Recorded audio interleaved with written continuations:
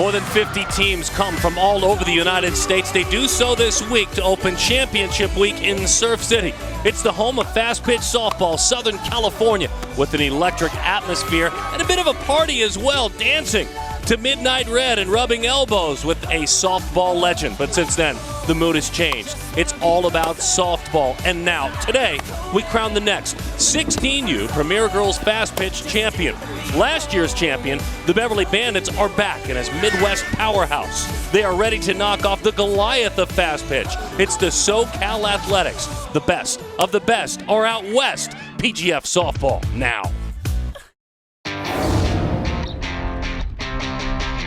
It is a gorgeous day for fast pitch softball in Southern California. Deanna Manning Stadium, Bill Barber Park in Irvine. Let's crown a 16U national champion of the Premier Girls Fast Pitch. It's the Beverly Bandits out of the Midwest, and here from Southern California, the SoCal Athletics. Hi there, folks, and welcome back to the ballpark. Olympic gold medalist Amanda Freed. My name is Darren Sutton. Glad to have you with us. Very exciting that the Midwest domination has grown out here to Southern California for the Beverly Bandits. They last year won their first national title here at PGF, and really for that reason, not only are they a Chicago-based team, they're a true Midwest-based team. Well, absolutely, and girls travel hours to be a part of this organization because it is growing so tremendously. For this reason, they're here on this national stage. They're winning championships and they're building solid all-around players. Entering the 2014 PGF National Championship Tournament, the SoCal Athletics program, top to bottom, had already won this event at so many different age levels 5 times. Well, and every time you see this team on the field, no matter what age division it is, you know you're in for an exciting game. They just do such a phenomenal job within the organization of building solid teams from top to bottom. So it's going to be a great tournament, or a great game. We're going to see the up-and-coming Midwest versus a well-established Southern California team, and it's going to be a well-fought battle. 16U, already 9 college commitments. We're glad to have you with us. The starting lineups and the action, the tension, the pressure, the family, the friends, all of it coming up. Surf City, USA, right around the corner, the PGF National Championship game.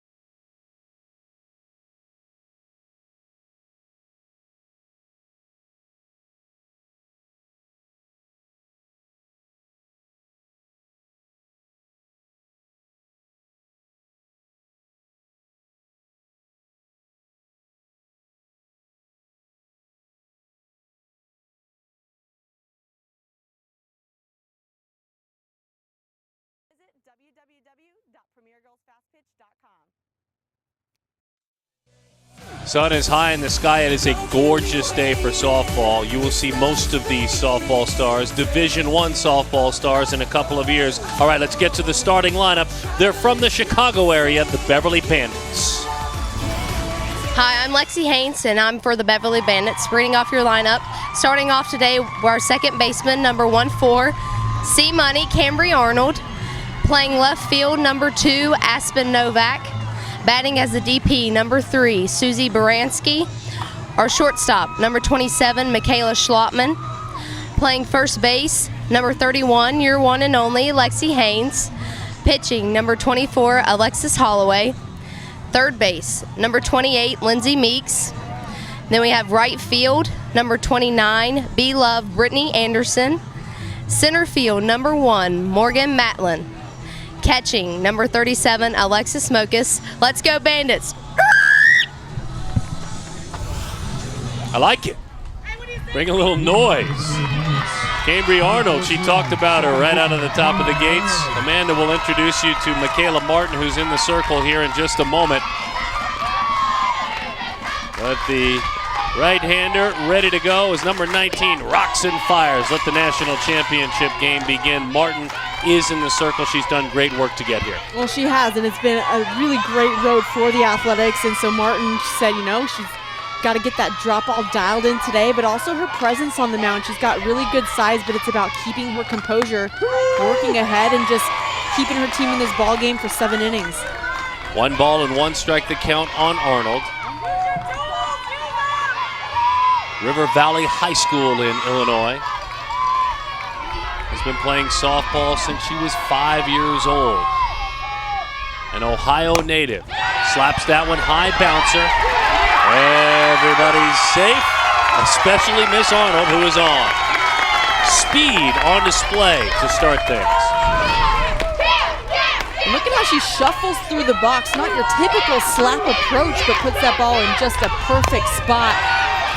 Virtually indefendable.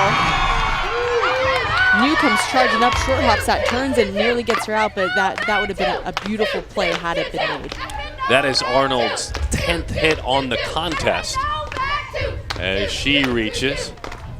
We're moving. You got it. Yep. Home plate umpire Herb Hewitt behind home plate, making sure all is to his order, which is a little bit different than our last championship game. Aspen Novak now. Once that one foul, you can tell right out of the gates at the top of the order, speed and pressure is their mantra. And it got her. Got her outside of the box with that bunt. We'll see if we have an angle on it. So a couple of things here could have happened. We'll try and identify exactly what it was. And you see her left foot when she makes contact is in front of home plate, out of the batter's box.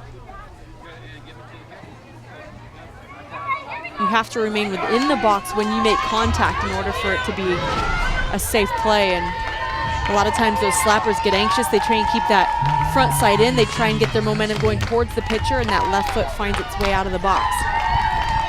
So the assist, or I should say the put out given to the catcher closest to that situation. A strike over the inside corner to Susie Baranski.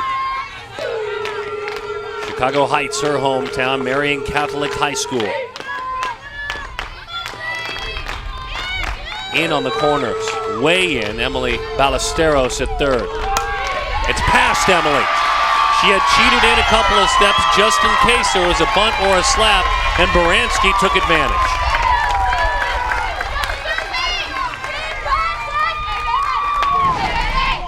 Baranski with her toes up on the line just does a nice job of keeping her nose down, going the opposite field with that ball. Doesn't try and hit it too hard, just squares up and gets herself on base. Michaela Schlappman now with a couple of runners on, a pair of singles on the inning. Ties her up inside, big swing, 0-1 the count.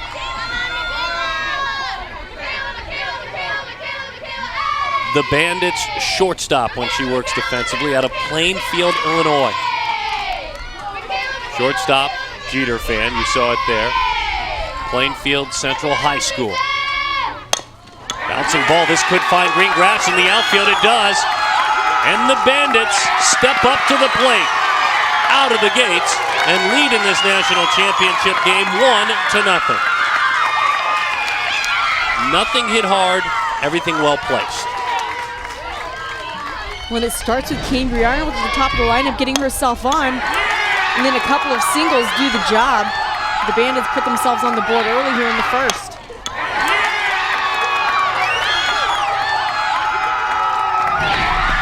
Defensively, they've already been very busy. Roddy and Wade and Wood in the outfield. Ballesteros, Purcell, Melanson, and New on the infield. Martinez behind the plate, working with, I should say, Michaela Martin. We told you about Herb Hewitt. Trita Gonzalez, Vince Rojas, and Louis Barazza as well are 4 umpires for this, the 16U Premier PGF National Championship game. Alexi Haynes with her opportunity now. The drop is inside, 1-0 the count. Haynes a pair of hits in 19 at-bats.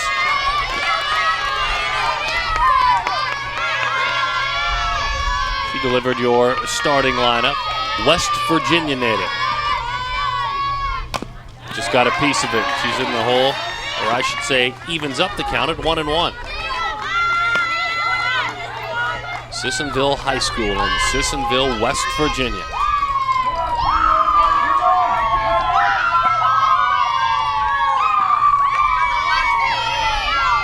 And don't you know, at 2 of 19 in the tournament and batting in that 5 spot, they expect big things out of her, and she has done big things in the past. 1-2 the count on Haynes.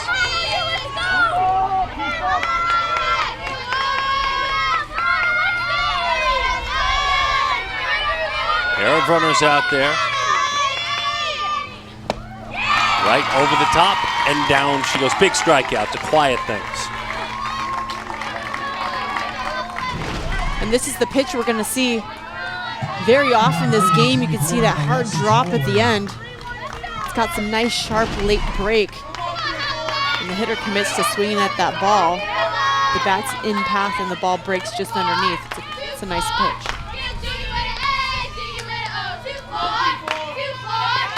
Michaela Martin in the circle. There's that nice pitch. The bottom falls out as you spoke of. 0-1 the count on Alexis Holloway. Holloway had a couple of big hits yesterday. She also will be in the circle.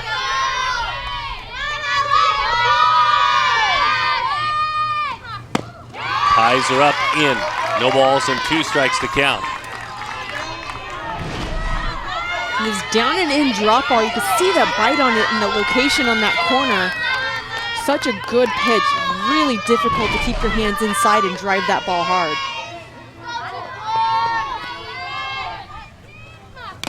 Just got a piece of it. Dueling pitchers here in this moment. And Martin knows this is one of those moments where I've got to stop things now, get my team back in the dugout. I can win giving up 1.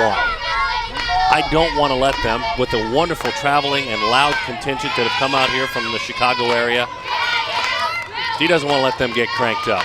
So the Auburn commit on 0-2 deals just off the plate. Boy, that is a heavy ball. 1-2. Michaela is committed to play in the SEC, Auburn. And when asked what her biggest moment is if she faces her fellow pitcher, she said, my biggest moment, and she said this yesterday, this game right now. She's enjoying her biggest moment at 16 athletically.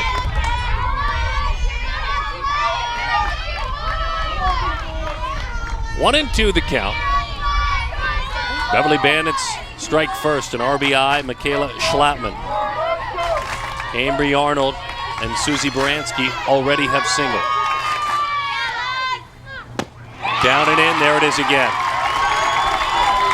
It was a wicked drop, but it was a big step in the right direction. You take the trip from Chicago, almost onto the home turf of the SoCal A's. You strike first, that's an advantage.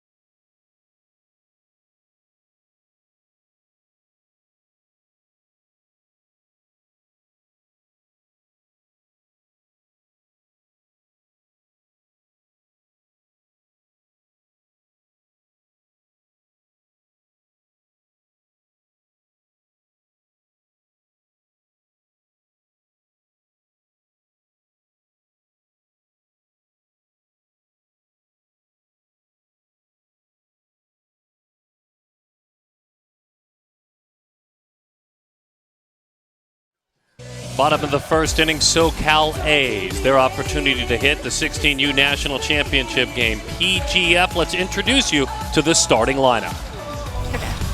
My name is Izzy Broody, and I will be announcing the starting lineup for the squad, the SoCal Athletics. Leading off and playing second base, Chloe Mellinson. Batting in the second spot and playing center field, Cora Wade.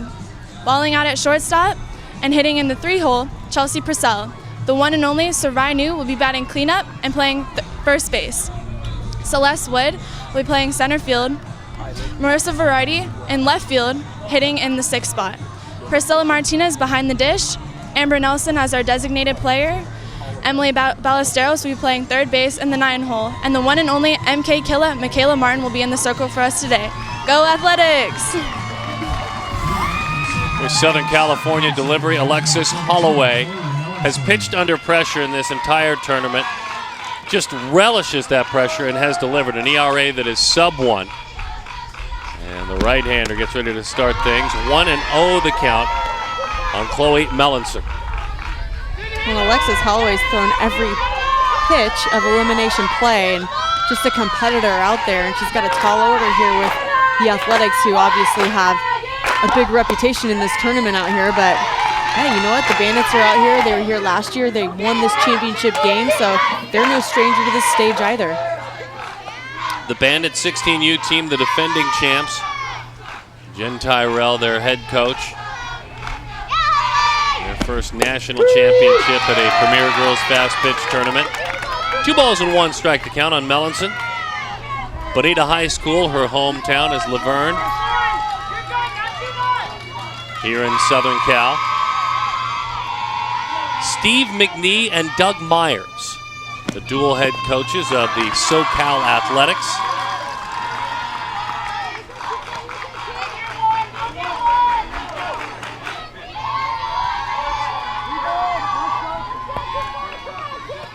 Steve and Doug kind of put this team together over the last 10 months or so. And the same as that one is a strike over the outside corner, the same tradition of championship softball. The SoCal A's have really not had a battle on their hands in this national championship tournament. They've played some teams that have hung around with them, but they're 7-0 and a comfortable 7-0, and they've got a base runner. Mellinson draws a walk. Defensively, they didn't have a chance to work yet. A walk will do that. Novak, Matlin, Anderson in the outfield, Meeks, Schlattman, Arnold, Haynes on the infield. Mokas is behind home plate.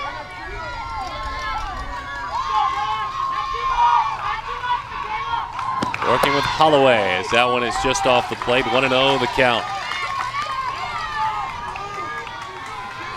Mellinson is on, a Miami of Ohio commit. She gives way to Cora Wade. Wade is committed to Boise State University. Bunts that one foul. 1-1 strike the count. Good numbers, as you can see. So the SoCal Athletics hit .330 with an on-base of .437 to start things in their 7-0 run. As that one sails up and out of there. They've knocked 5 over the boards, 5 home runs for the Athletics.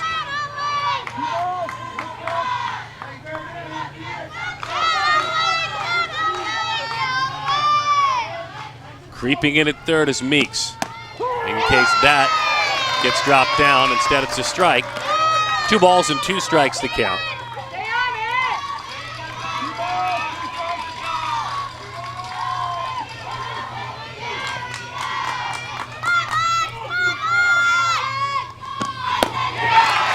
An awkward swing and a very effective pitch.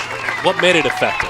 Well, the location, absolutely. Working that outside corner, and you can tell that was her plan all along, seeing the defensive kind of positioning for the Bandits. The third base pulled in, first base way back by her base, and putting that ball a good 5 inches off the plate and getting Wade to swing herself out of that bat.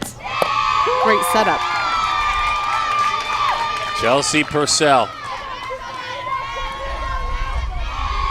Played since she is 5 years old out of La Habra, California, Sonora High School. It's a verbal commitment with Notre Dame.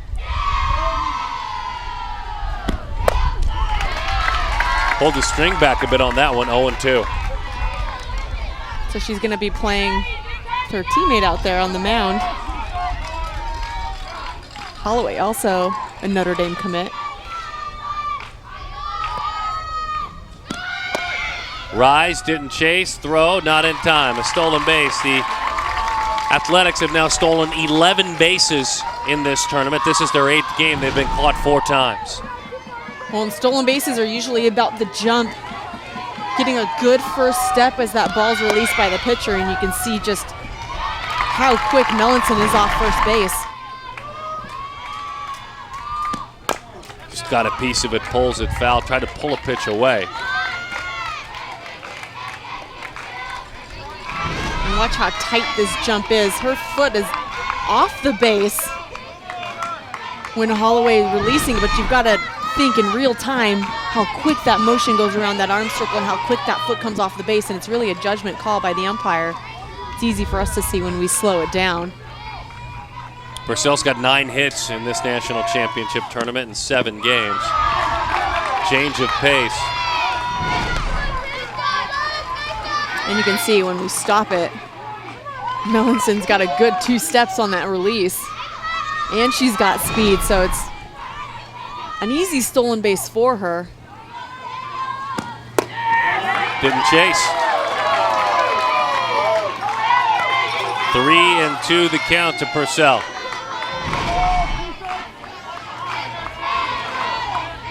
It's a good take, maybe a little bit high, maybe a little bit off the plate, but good 2-strike pitch. The 2-2 to the right side. Went back out there. Defense is ready for it. Cambry Arnold with a play on a 4-3 ground out. You can move the base runner up to third. Melanson is at third base now. So an RBI opportunity. Sarai New now. First base, number 12, Sarai New. Cathedral Catholic High School in the San Diego area. Very good academic school, good sports school. Throws her on a changeup. Strike 1. Now it was at the belt, but it looked like it had literally a driver with brakes in the car.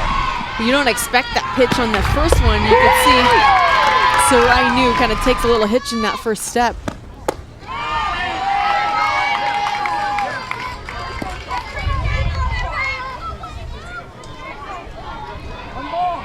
Yeah, 4 over the boards for New. 15 runs batted in. And she's walked 5 times. Well, stayed back as long as she could on that changeup, and she fouls that one off. And we've seen Holloway struggle a little bit with that changeup early on in this inning, but now it's starting to dial it in, which is going to be something she's going to want to have as the game moves on.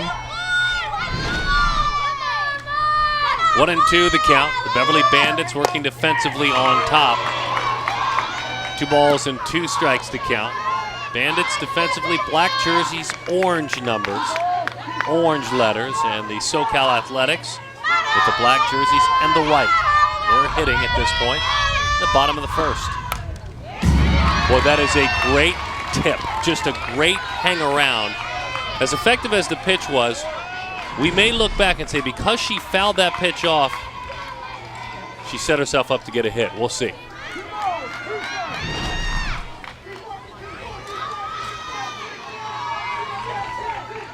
"24 pitches this inning after this." She takes another one, not even interested. Boy, she stays on balance for someone who's so strong.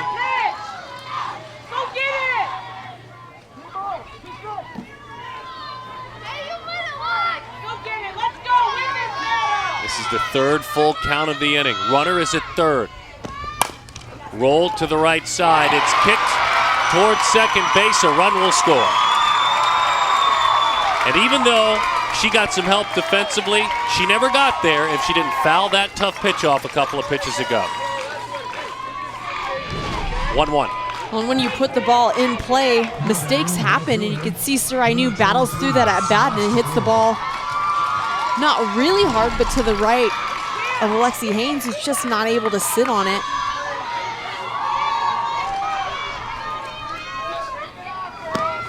Celeste Wood, first pitch swinging. Out to third. Lindsay Meeks makes the throw. That time, Payne stays on the bag, digs it out of the dirt. But a miscue by the first baseman and a great at bat by New. And Mellinson comes around to score through one. They each have one. We're tied. The 16U National Championship game. If you're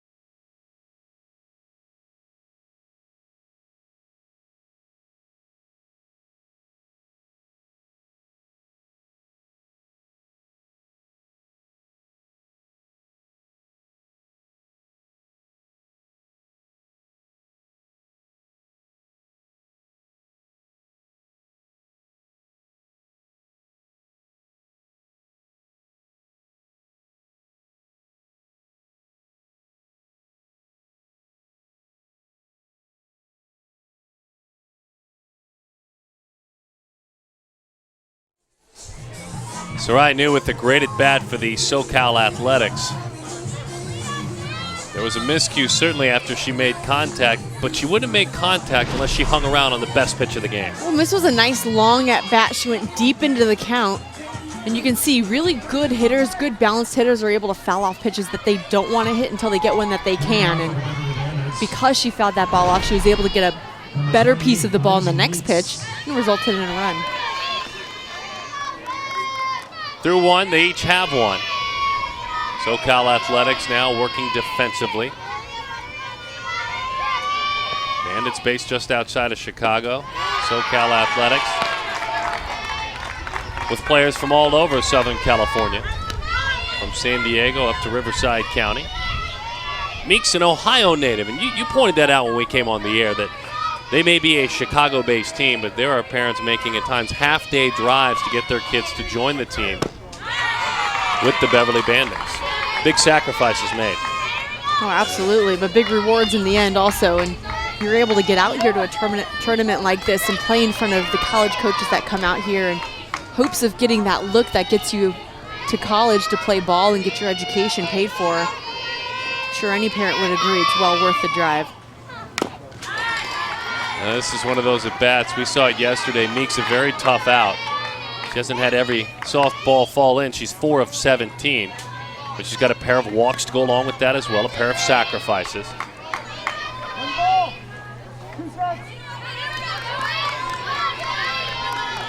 She has a major league routine here at the 16U level. Puts it on the ground, hit hard.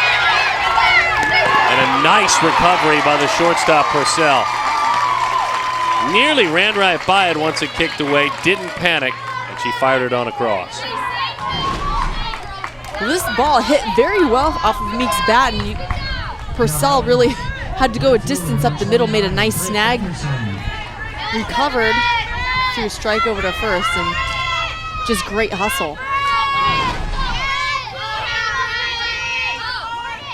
Cool as a cucumber on a hot California day.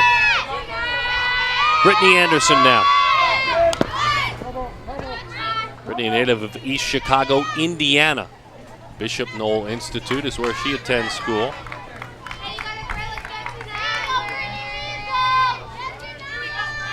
See, her older sister is her favorite athlete.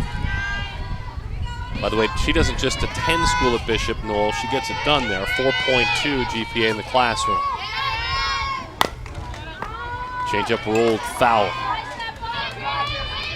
But we saw it in the first inning. Michaela Martin with a really effective drop. And a pitch that, for me as a hitter, I wouldn't know how you would make adjustments with that pitch. Well, you try and kind of swing through it as much as you can. Is what Michaela Martin's trying to do, is get you to hammer the ball down into the ground and let her defense work. So as a hitter, you do your best to drive through it, but when it's got break like that, you almost have to aim for underneath the ball if you want to square up at all. You think if a hitter would see it really at their thigh and down, you would tell yourself to take it because it would drop out of the zone, but that's a tough thing to do. That one in on the hands. A rise ties her up with 2 strikes. So just when you're looking down, oopsie, here comes that.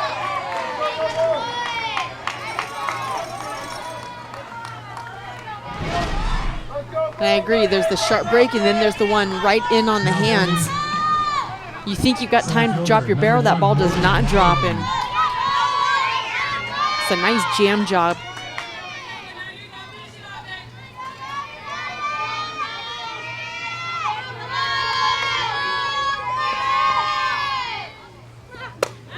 Right down the middle. 0-1 the count to Morgan Matlin, I should say. Morgan out of Indiana. Indiana, Ohio, West Virginia, Illinois.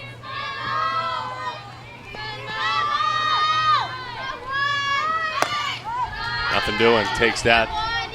1-1 the count. Head squared around a bunt. Britt's 4 of 11 on this tournament. She's walked a pair of times as well.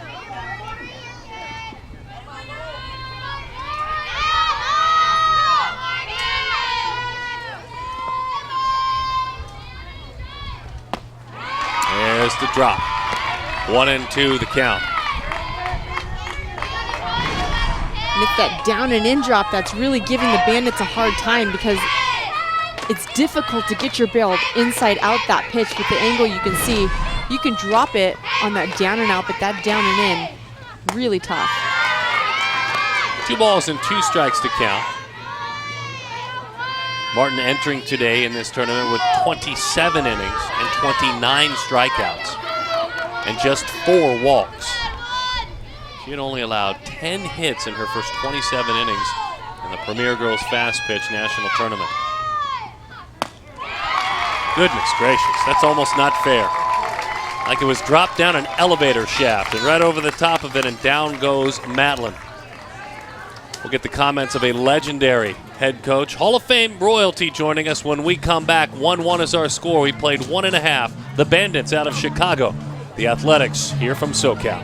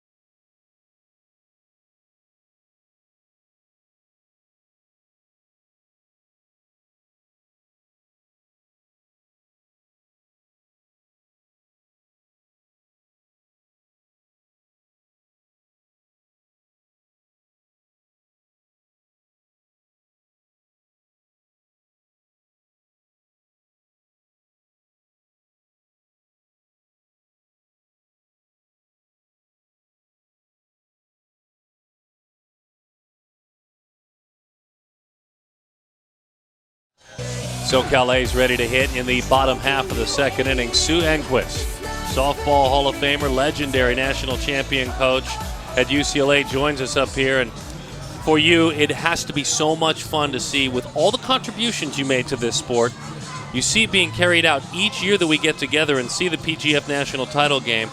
Things are prettier, there's more bunting, there's more players, there's more states represented. You have to be proud. Well, I'm excited about the individual talent and then the talent balance across the country, which is a sign that sport's growing, that every region of the country can get represented and actually deliver. Marissa Verratti leads things off. Marissa out of Santiago High School here in Southern California, in Corona, California. Sue Enquist joining us up in the broadcast booth. 0-1 the count. This probably, PGF has done a nice job, made it easier on all of you college coaches, assist with recruiting, correct? Well, there's no doubt, because there's so much talent concentrated in one area for an extended period of time. You can see an awful lot in a short period, and the talent's amazing. I mean, when I look out here and I think about how their arms are so much stronger, their lateral movement, everything that they're doing, every facet of the game, it's just growing so fast. It's really fun. Even though I'm out of the game, I love watching how great they are physically. Obviously, you coached one of the best standing right here to your right. Definitely. But you see the depth that you're talking about, and I think what you also see with younger players in this information age, they think the game through a little bit more. Even at this 16 and 14 youth, they probably are a little bit more coachable. They think the game through now. Well, I think that when you're improving on the education of the game overall, and then you apply that education with strategy and tactics, our coaching is getting better, the talent's getting better, and then you actually, as a user or a fan, you see better softball overall. It's really exciting to see the level of play. Priscilla Martinez on the ground. Martinez out of Mater Dei. Cambry Arnold makes the play for the out. Like just that play alone right there. Yes. 10 years ago, that kid would have pulled her head up and it would have gone underneath right field. To see her throw across her body like that, it's just the game is growing so fast. I love it. We're going to see it again, Coach, and this is what you're talking Yeah, about. 10 years ago, that kid would have pulled her head up, the glove would have gone up, and the ball would have gone right into right field. She's thrown across her body, gets it right to her first baseman. And that's just great play overall. I love it. Amber Nelson out of Marietta High School fouls that one off the screen. So what do you hope happens next with this sport as it continues to evolve? I'm excited about what PGF is doing. They're taking all the great influencers in technology, in softball education, and in recruit education, and they're bringing these companies into the PGF family. So now if you're a PGF player or a coach, you're going to get better softball education. We now have National Collegiate Scouting Association as a part of the recruit education of PGF. We now have ZEP labs are coming in. They're going to be doing data analytics on what's actually happening in the swing. So we're now going to create a common language. We're going to get standards overall. This is going to help the parents and the players and the coaches, and our sport's going to benefit. No balls and 2 strikes to count. 1-1 our score. Amber Nelson takes off. So since we're moving pretty quickly in this inning, I have one more short one for you. What advice do you have for sports parents out there? I want to know. I think, thank you, first of all, Mom and Dad, for this ultimate sacrifice, and just a reminder that she's out there doing her best. Oh, that's so beautiful. Did you see that? That's just beautiful how she kept her hands inside. Great barrel angle. Show it to you again, Coach. That's just gorgeous.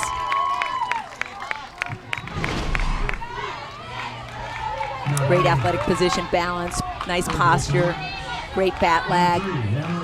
It's not easy to do, but she definitely has mastered it.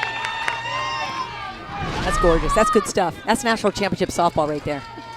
Emily Ballesteros takes inside.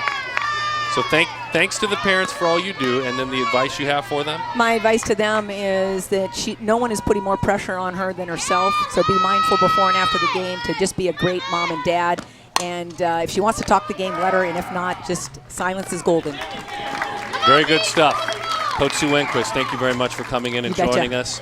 And certainly your blessing on this event I know is very welcome here. Emily Ballesteros grounds out to end things.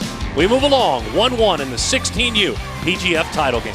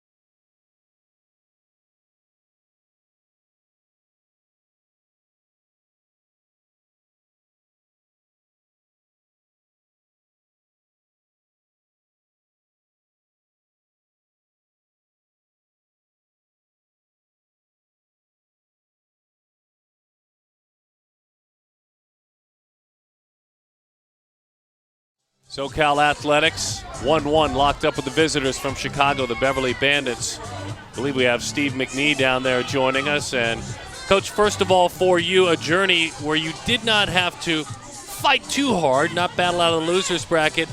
What are you most proud of in this 7-0 journey to the title game? The way the kids have handled it. They when we started in August, we told the kids it's a long journey, and what they needed to do is just play their game. We hit. We're not hitting real well right now, but this team's always hit. We have a lot of kids that have a lot of power, and it's just going to take us a little time. This kid's a very good pitcher. This team's a defending champions, and it's just going to take us a little time to get going. But I'm very proud of the way they've handled themselves. We've had a couple kids get injured, and that's hurt us. But we'll battle all the way through. We'll see what happens. Coach's perspective, please, of Michaela Martin out there in the circle. She's a gamer. She likes to throw. She throws the ball hard down, and she's tough to hit. I mean, when she gets going, they rolled over a few balls in the first inning, but since then she's thrown the ball real well, and she keeps it up. We should be in the ballgame. Coach, when you and Doug got together, this is what you envisioned. Congratulations. Thanks. Appreciate it. Coach Steve McNee down below, the co-head coach of the SoCal Athletics, a 16U team that has represented its club much like the 18Us have for the last 4 years in which they've won national championships. Ambry Arnold, the pesky leadoff hitter, singled and scored in the first inning. 1-1 the count. So watch Arnold, she scoots herself up to the front of that box, and essentially what she's trying to do is get that drop ball off of her shins up on top of her knees, take some of that break away. In that same vein, do you ever think if you're a hitter, any hitter, I'm just moving as far up in the box as I can? Oh, yeah, absolutely, but in the same token, a really good pitcher can adjust her pitches and her drop ball according to that. The plate never moves, so you have to keep that in mind. Also, the strikes are called based on where it crosses the plate. So, you do what you can to adjust, but great pitchers are going to adjust right back.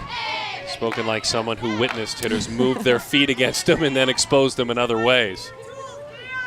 As Michaela talked about her presence as being one of her biggest attributes, she mentioned two things, my drop and my presence.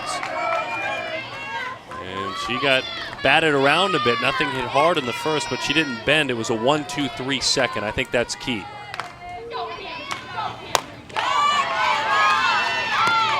Just off the plate and high. Arnold, 10 hits and 26 at-bats in the PGF National Championship Tournament.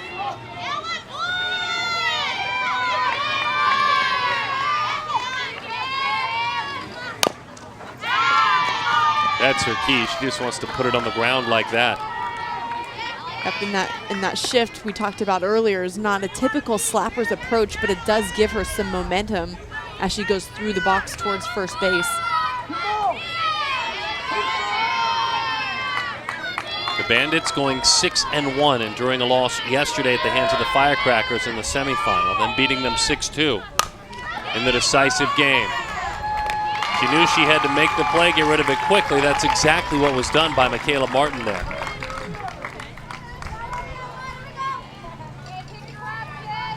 It was interesting, too. There was a frustrating semifinal game and a loss, and Jen Tyrell, the head coach, who's a national champion head coach, won this last year as well.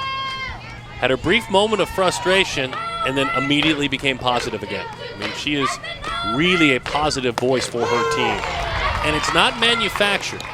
She's not propping her players up, but she can find something positive in everyone. I think that's important, especially at this age. And this tournament is a long, hard-fought battle, and you have a small lapse in your mental approach, and it could cost you a ball game. So, you kind of address that, but then get right back on the horse and get it done, and that's obviously what they were able to do. We look forward to hearing from Coach Tyrell in the next half inning. She played college softball at Western Illinois right around the new millennium, 99 to 03. That drop is a strike over the outside corner.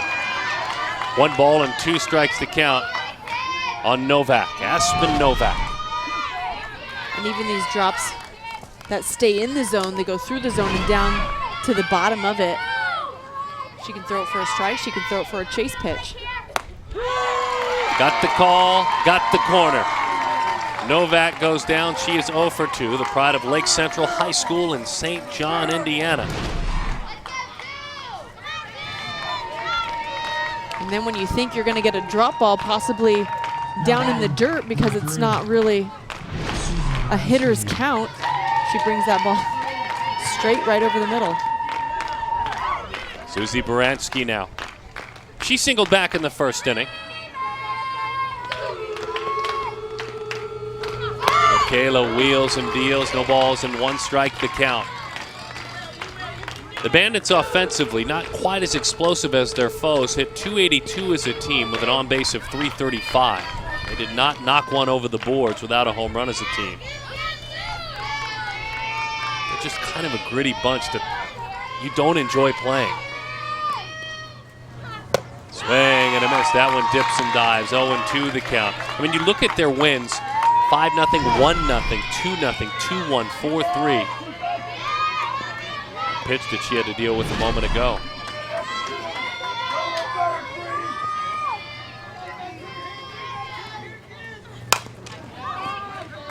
Grounded down the line.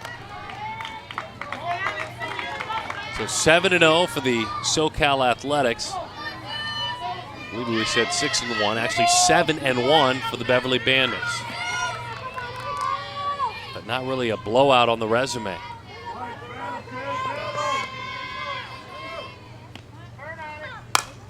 Off the end of the bat, little pop to short. Purcell hauls it in. That is 8 in a row sat down by Martin. That comes right after Schlattman got the lone RBI for the Beverly Bandits. We have played 2 1/2 innings. 1-1 the score. Beverly Bandits, SoCal Athletics will go down inside the Bandits dugout when we come back.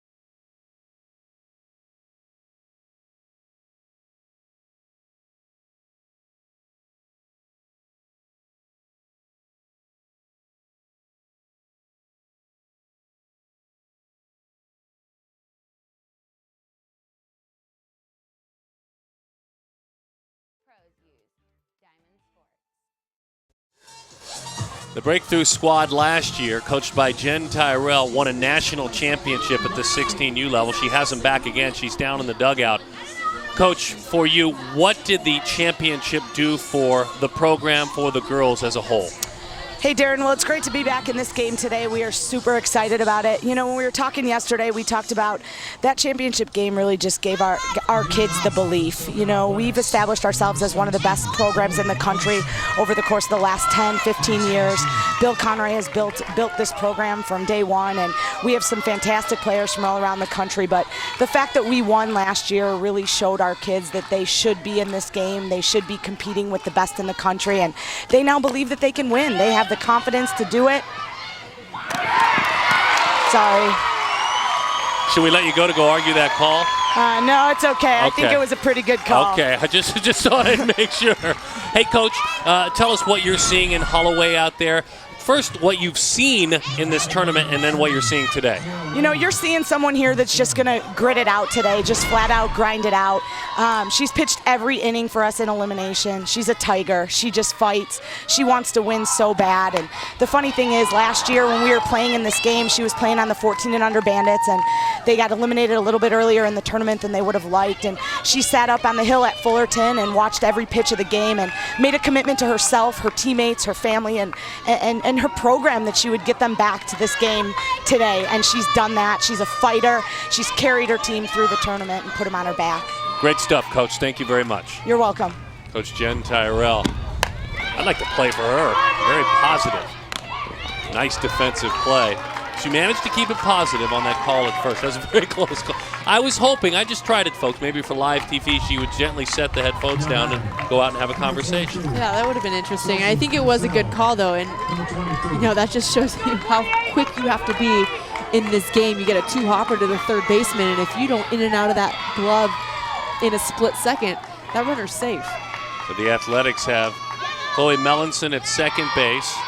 Cora Wade dropped down the bunt, the sac bunt. Chelsea Purcell now with an RBI opportunity. She grounded out to second back in the first inning. And we have again our Fighting Irish inter-squad as both are verbally committed to head to Notre Dame. Feeling for that changeup this inning. 2-0 the count. You were talking about the Bandits, maybe not big bats, but their trademark in this tournament, a sub-1 ERA, 0.89. So they just really have not been knocked around at all. Change, a good one, off the end of the bat. She found it there, didn't she? Purcell is erased. Like anything in this game, it's coming through in clutch situations, and that pitch right there, a two-ball changeup, Number 12. gets them a really big out. Number 12. You can watch how this ball just dies as it approaches the plate and gets Purcell swinging way out front off the end of the bat. 1-0 the count to Sarai New as the first pitch misses high and away. She battled and was pesky, even though she's a power hitter. She takes outside. In her last at-bat, fouled off probably the best changeup of the game. Just got a piece of it. And hit a ground ball to first that Haynes couldn't handle and played it a run. They're being careful. Maybe putting her on. Yeah, it looks like they're going to stay well off the plate and don't even give her an opportunity to square up on the ball.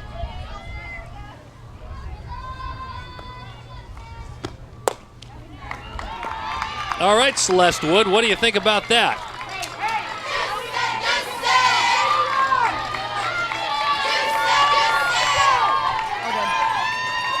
Jen Tyrell saying on the top of her lungs. She says a lot of things at the top of her lungs.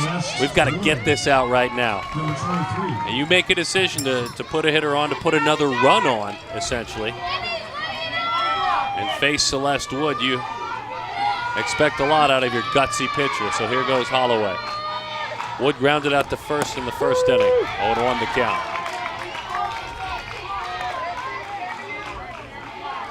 Celeste, a Michigan State commit. She wrote "Go Spartans" on her questionnaire.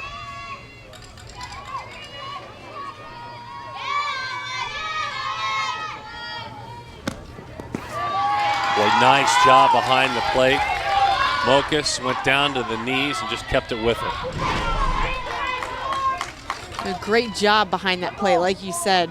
Just sits on that ball, and seeing that just really allows the pitcher to be comfortable in throwing that pitch down there, because there are a lot of times you do want to throw a waste pitch down in the dirt, and you want to trust that your catcher can keep it in front. She tries to swipe just about every pitch. If it's within this area, Coach, she's going to frame it up. 2-1 the count. Okay, so maybe if it's just in Irvine. Bouncing ball out towards short, played at the belt, plays out front, and a nice one. Meeks Straddled the back like a first baseman there with the stretch. She loves playing this sport, and that pitcher on the mound loves her defense, stranding a couple of base runners there. 3 in the books, national title game. 16U, 1-1.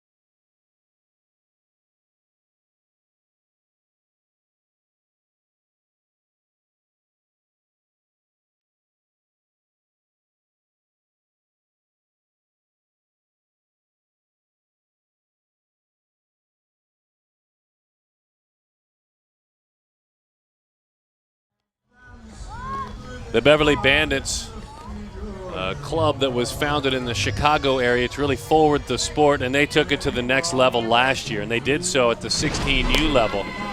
Championship game was played at Cal State Fullerton on that beautiful site, and a national title game that had everything and more, including taking the hardware back to the state of Illinois to celebrate with the Midwesterners, and a foundation that had already been built had several stories added to the building. A great history, and certainly they were proud of that. Kara Lentz standing by. She has a little bit more as we bring in the third member of our broadcast team. Kara?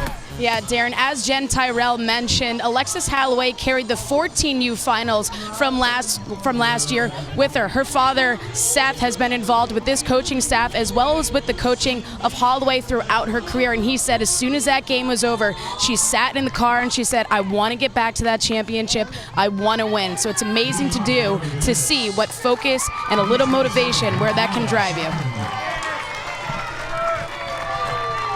So many good things that serve as a magnet to pull kids from around the Midwest, driving hours and hours to play for this program.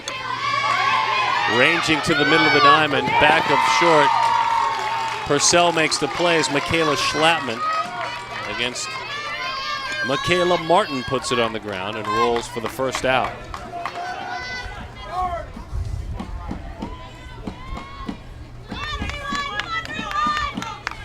Now batting number 31, Alexi Haynes.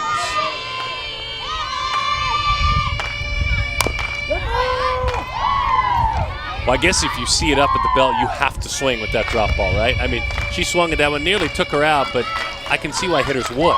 Well, you probably almost get startled when you see it, like, oh, I better swing at that one because I don't want to take my chances with that hard-breaking drop ball. If you're just joining us, that is the pitch for the right-hander. There it is. That's for a strike. She threw that one. And she just works a ladder with that. She throws it up at the chest. She throws it at the waist, down to the knees. She throws knees to the shins. She throws inside corner, outside corner. Is it the put-away drop? Yes, it is, and it's away. Down it goes. If you happen to be joining us and you're a baseball fan, you compare this pitch almost to a great sinker.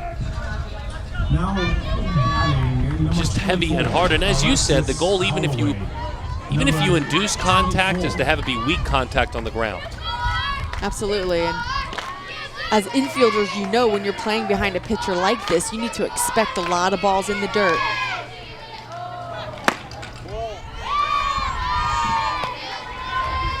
Stacking up the strikeouts as well.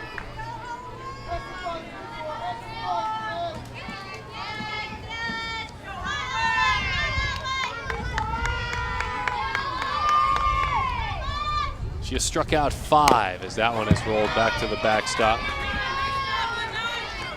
1 ball and 1 strike to count, 1-1 our score. The Premier Girls Fast Pitch 16U National Championship game at the Anna Manning Stadium, Bill Barber Park in Irvine, California.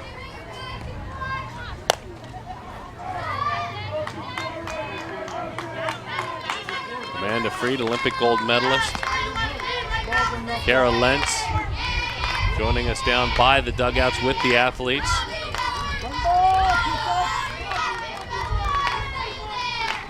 My name is Darren Sutton. Glad to have you with us.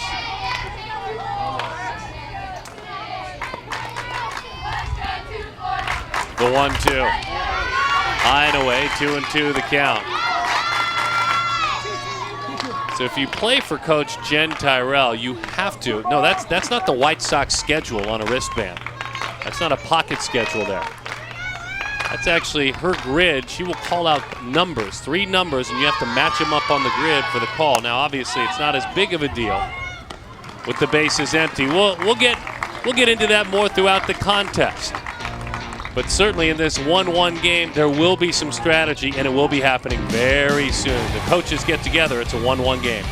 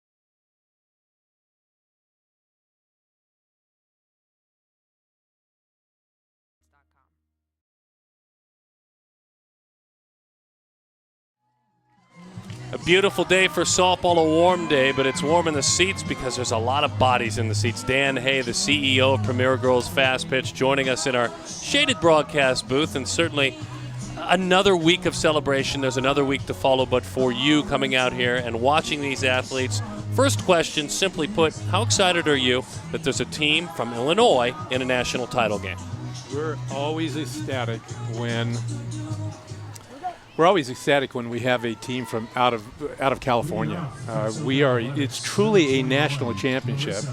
We have probably 2/3 of the entire list of teams that we have in this tournament that from outside California. And when we have somebody from Chicago or another state in the championship game, we're kind of secretly rooting for them because we want this national flair. We have the national flair, but it seems like the California teams always kind of, they're the cream of the crop. They float to the top of the top of the championship. So. No balls and 2 strikes to count on Marissa Verratti to lead things off. She struck out back in the second inning. Dan Hay, the CEO of Premier Girls Fast Pitch, joining us. 1-1 is our score, bottom of the 4th, and another tight one. Look, you talk about that national feel. When you have your national championship tournament, you do want teams represented from around the country, but simply put, you are now represented around the country year-round on the calendar. PGF is everywhere now, isn't it? Absolutely. We are the best of the best in the United States, and knowing that one of the best teams in the country is from Chicago is really cool. And yes, we are in every community now with our Futures program. The elite level that we are representing here, all of the top teams in the country play with us. There's not 30% someplace else. They're all here. They know this is the place they need to be, and it's the best tournament, the best competition, and the best fun, I would say too, that they can have in softball. Well, with this tournament, fun certainly is a part of it. 2-2 the count in a 1-1 game, with Dan Hay joining us, the CEO of Premier Girls Fast Pitch, just off the plate. And I say fun because you want it about the kids to start things in a sense, and then the kids on the diamond, but You have a great week. Opening ceremonies, Midnight Red, Jenny Finch, you're fundraising for your community. Obviously, this is 2 great weeks in a row, isn't it? Absolutely, and our opening ceremonies, as you said, is a huge concert in Huntington Beach Central Park. We had close to 7,000 people there last Monday night with food trucks and live entertainment. All of the vendors were there. Jenny Finch signing autographs. The John Wayne Cancer Institute was represented, and Midnight Red and the Sledge Grip Band were performing for them. And Midnight Red, they're phenomenal. That's the 2nd year we've had them here, and they've been on the Today Show a couple times and Good Morning America, and we're just proud to have them back this year. All right, I have 2 more for you. Number 1, you just touched on it. How important is it that PGF touches the communities in which softball is played, meaning, as you did this year, raising funds for cancer awareness with the John Wayne Institute for breast cancer as well? How important is that? It's really important to us. We feel that these girls, these teams, our organization should give back and be part of the community. We asked every team to donate $100 at check-in voluntarily, and we raised, at the end of this first week, a little under $15,000 to go to breast cancer awareness. And by the end of next week, we're hoping to be at the $30,000 to $40,000 mark to be able to write that check to John Wayne Cancer Institute for cancer research. Priscilla Martinez is the batter. 2-0 the count on Priscilla. She grounded out to second in the 2nd inning. 1-1 our score in the 16U PGF National Title game. Line drive, base hit into left field for Martinez. I have 1 more for you, but I'm going to let her break down this base hit because maybe something gets going behind it. And we haven't seen very many really hard struck balls this game, but this could be the beginning for the Athletics. Martinez just turns on that inside pitch. You can see that bat lag, how she squares up on the ball. Good extension, good follow through. And looking like a good start for the Athletics. Nicole Martinez is the pinch runner working out on the diamond, and a visit from Jen Tyrell. This will allow me to ask my final question.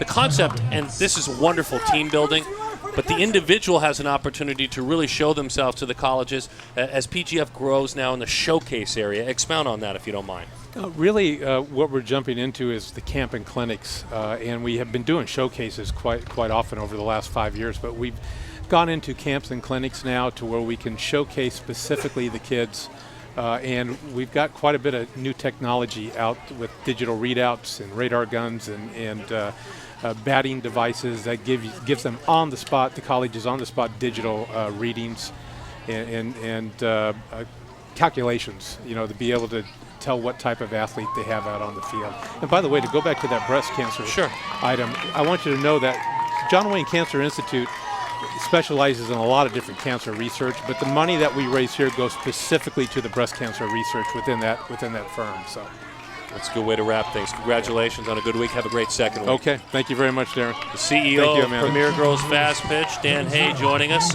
up here in the broadcast booth. And there's certainly a lot of good things to be proud of each and every year that this event comes together, and touching the community, the best part of it, no doubt about it. So some action for the Athletics. You described it a bit. Nicole Martinez is the pinch runner. Martinez at first. Pitch is a called strike. She's on the move. She's in there, and it kicks away. The throw got her as she slid in. They're going to make a play at the plate. To the plate. Safe at the plate.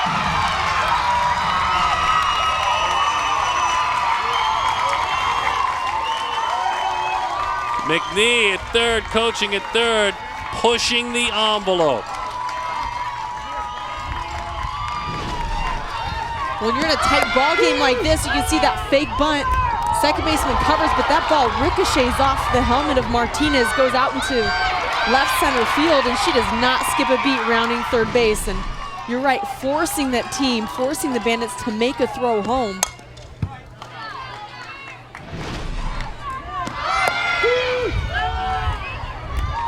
All the way, that ricochet off the helmet, and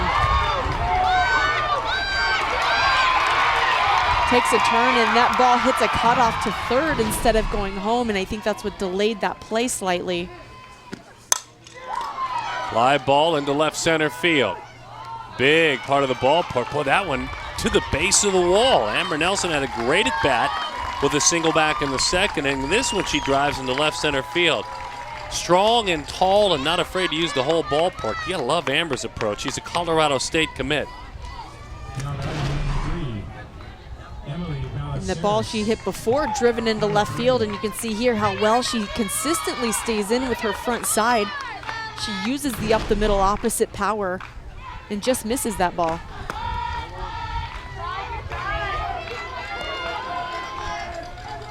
One and 0 the count. Emily Ballesteros.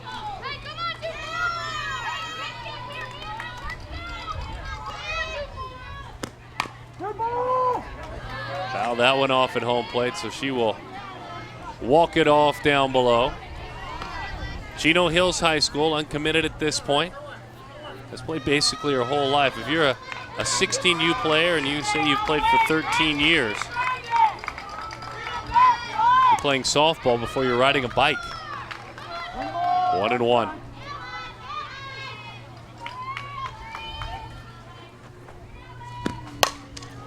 Underneath that one, dropped the back shoulder. Schlappman, the shortstop. Michaela under it and puts it away, but a run in the inning, just simply put on aggressive base running. The SoCal Athletics swipe a run and keep their foot on the gas. They're trying to win a national title. We played 4, they lead it.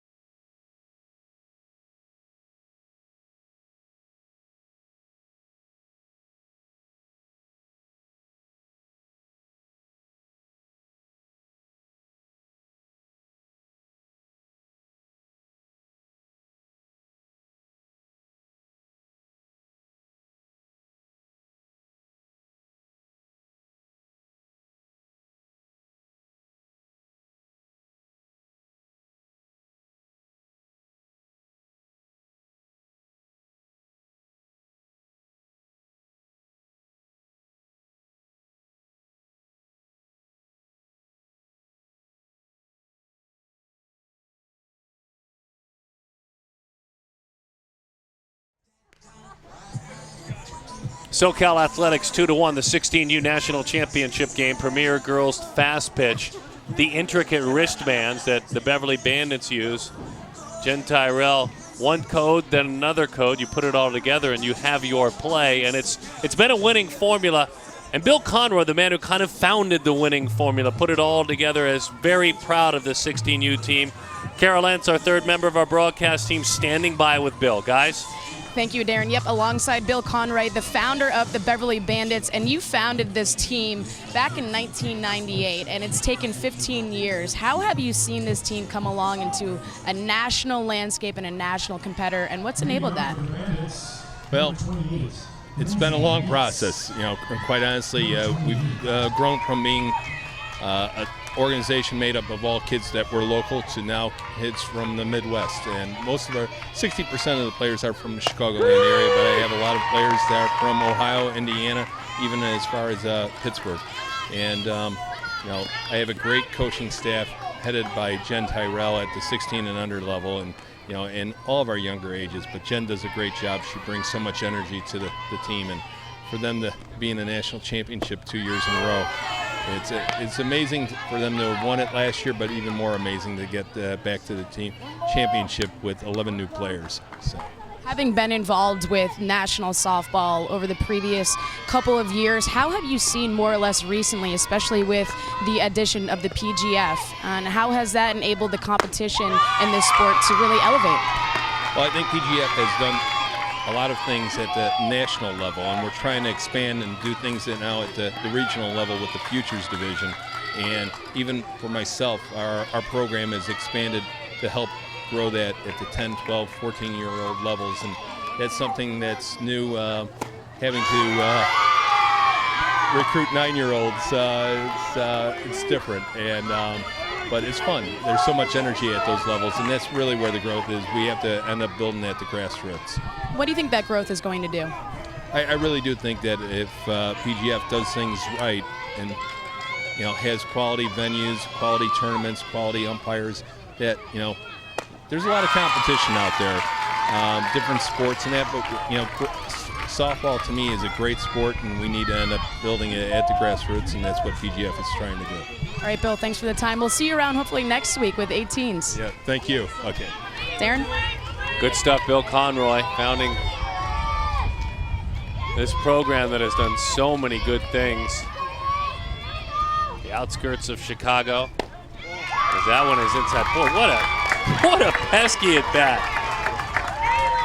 We basically sent it on over to Kara Lentz, and she did a Larry King sit-down interview with Bill Conroy.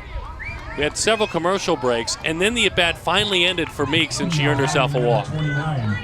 She would be a nightmare to face.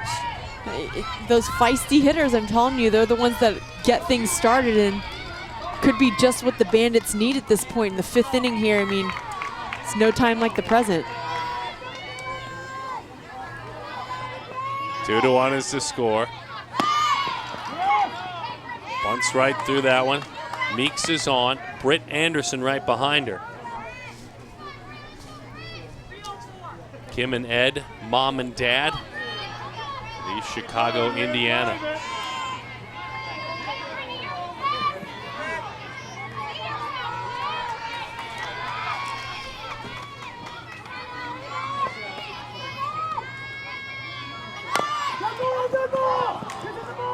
Bunts that one foul. By the way, Beverly on the south side of Chicago. If you're curious what part of town, not far from Chicago State University.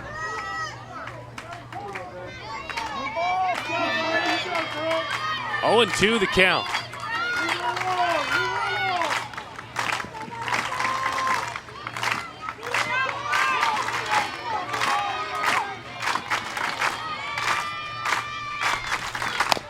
Rolls that one foul, third base dugout. Jen Tyrell's squad will do it again. It's important for Britt in this at-bat to just choke up or shorten up and put the ball in play, move her runner over to second base. She had a sacrifice situation earlier in this at-bat, and although she has 2 strikes, her job is still to move that runner 60 feet. 0-2, unable to do it, froze her over the outside corner.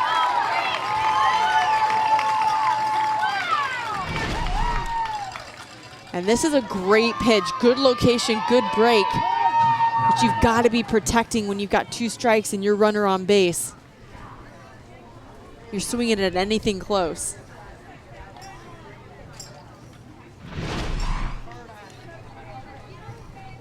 Martin really confident out there. We've talked about the drop, but there's certainly more to learn about her with an opportunity to do that. We bring Kara back in. Kara? Yeah, you know, Michaela Martin hasn't played as long as some other athletes that you're going to see here today on the field. She was actually out for a short time this winter with a back injury. Spoke with her yesterday, and she's healed. She's fine. She's ready to go. Her coach said that she really wants the ball when she's in situations like this on the biggest stage. Also interesting to know, said that she is an Auburn commit, and you notice that orange flower in her hair. Well, those are Auburn colors. Darren? Yeah, very good. It's interesting. That's great stuff that you point that out, because she's facing a team, though she's supporting her college team, that their primary secondary color, along with black, is orange as well. So it almost looked like in a softball prank, she swiped a headband from the opposing team through the evening. But she is supporting War Eagle right there, excited to head to the Plains.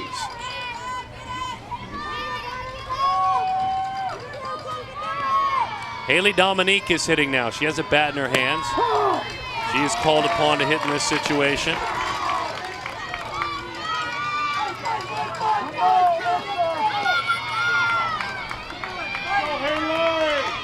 One and one to count on Haley.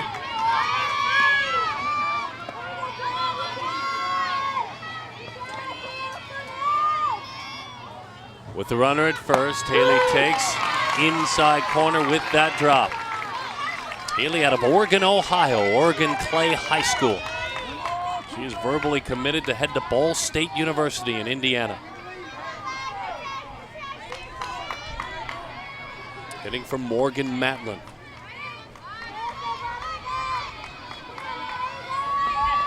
Playing her deep on the right side of the infield. Chases down and away.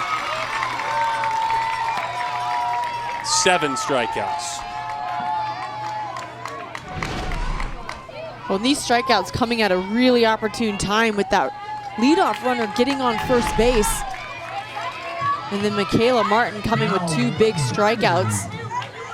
Number 14, Cambry Arnold. Number 14. Cambry Arnold now. James Madison commit. Bill and Teresa, dad and mom. As Cambry describes them, the best parents ever. You love when it's the day of the week that a 16-year-old thinks that. That day was yesterday. As a fellow parent of a 16-year-old, 1-0 the count.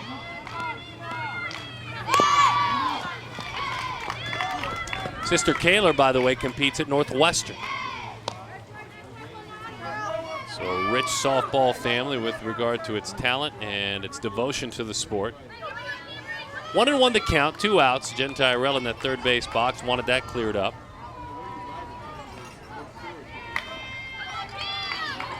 Meeks reached on a walk, but she still stands at first. Well, they had her defense perfectly. Cheating in, waiting for New to get to the bag, and she does. 5-3 on the ground out. Martin's really finding her stride. She spoke of her presence. It is front and center. Her team now counting down outs to a national title.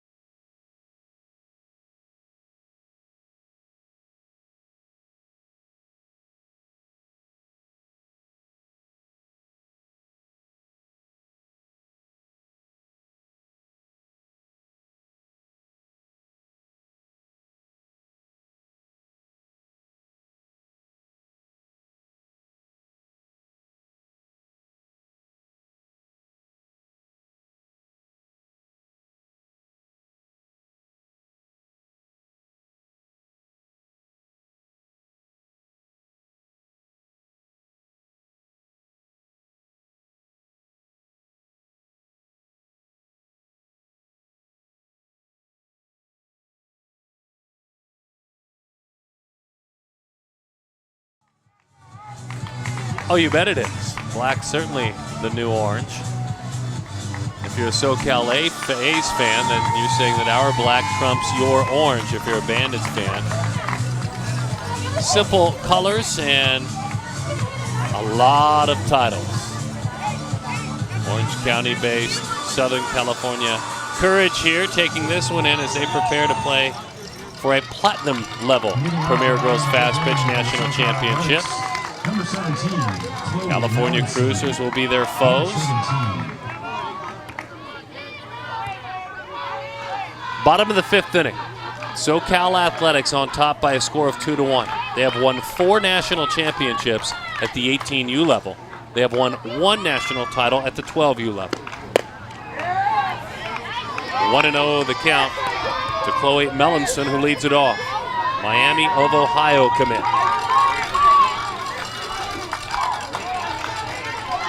She's had a good title game, a walk, a stolen base, a run scored, and a single. What are your thoughts on Holloway after watching her pitch now for 4+ innings? I think she's grinding it out. I think she looks good. She needs to continue to work ahead of the hitters, and You know, they're trying to have nice long at-bats, and she's thrown a lot of innings in this tournament, so she just needs to be efficient out there. But so far, looking good, mixing the pitches, and I mean, you've got yourself in a 2-1 ball game in the championship game. You can't really ask for much more. Both teams have 3 hits. A changeup flutters, hovers, but it misses up and away. 2-1 the count. And you just watch her pace in the circle, and it's still quick, it's still diligent. She doesn't look tired. She keeps that same confident demeanor. Middle of the diamond, up the ladder she goes, in time for the out.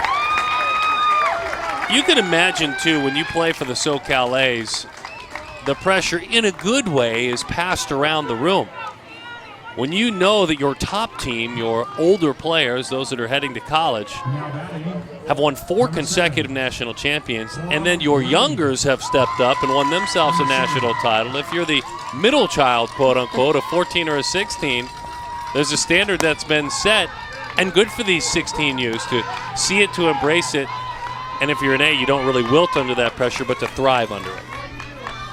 Well, absolutely. They've got a really good leadership at the top, and obviously the younger generations who are looking to that leadership and following suit. And you got to hand it to those who started the organization and those who continue. You know, and these girls are on their way to get great educations, and we're seeing these organizations pop up across the country, building legacies. Cora Wade hits now. 1 ball and 2 strikes to count. That changeup has been pesky. There's a bench in that dugout. It's just never used. Bounced out towards short, in between hop. That is a nice play with good speed. She knew she couldn't wait back. And by the time Schlattman got there, the shortstop, it was right at her shoe tops in between. Nice play. 2 outs. You've got to have a quick release when you've got those speedy runners going down first base, and you see that doesn't sit back and wait for it to take that second hop. That third hop goes, gets it on the short hop. Nice release and nice throw. Chelsea Purcell. Big swing, fouls it off. Everyone's front fence, front gate.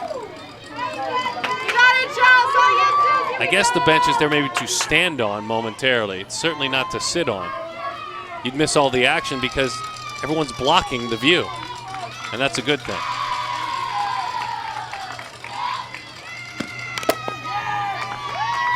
Plus sitting, that's for moms and dads, right? Let the moms and dads sit down. 0-2 the count. If you're a mom and dad sitting today, you better do so with sunscreen. Or one of those. 0-2 the count. The A's would love to add on. Can a well-pitched inning create a little bit of offensive momentum? Holloway gets him back in the dugout, maybe get things picking up because she's really dominating this team this inning. Oh, absolutely. I think the quicker you can get your team back into the dugout and back on offense, the better. The longer defensive innings you have, the more stale you get offensively. So we mentioned her pace. You could see how quickly she works out on the mound. She is trying to get her team back in the dugout. Home plate umpire Herb Hewitt cleans off home plate. Always used to love as a pitcher, no matter if it's baseball or softball, when an umpire does that. That means he's looking to call strikes.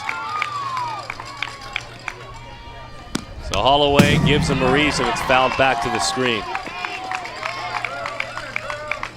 Hewitt's done a very nice job today. He's been rewarding both pitchers for staying around the plate, occasionally extending the corners on this warm Southern California day, but very consistent.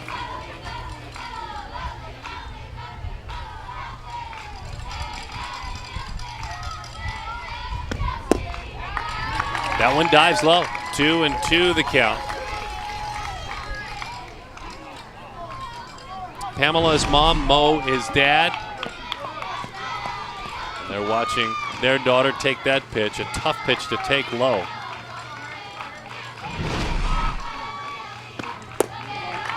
Doesn't mean Mokus isn't going to frame it up, though. She frames up the pitch that's high as well. She's here to work today behind home plate.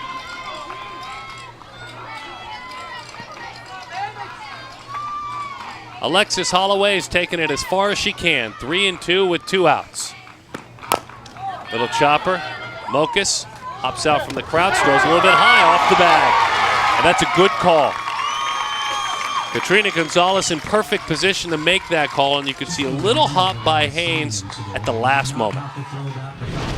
When the timing on that hop was actually perfect, this ball hit just in front of the plate, and Mokus jumps out, but you can see the foot's up as Purcell crosses and then down when she's through. Very close, but good call. Couldn't stay back on that one. The Bugs Bunny changeup induces the swing and miss.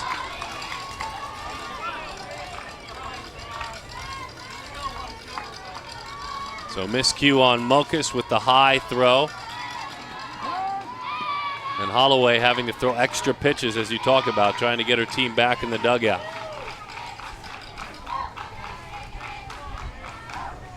Sarai New.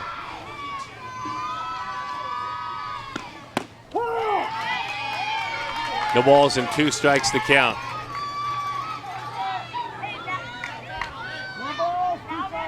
Tammy and Seliuta, mom and dad.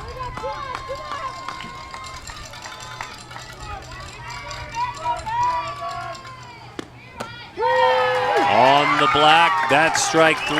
Now she gets her team back in the dugout. Had to get that 4th out, but she's just fine with it.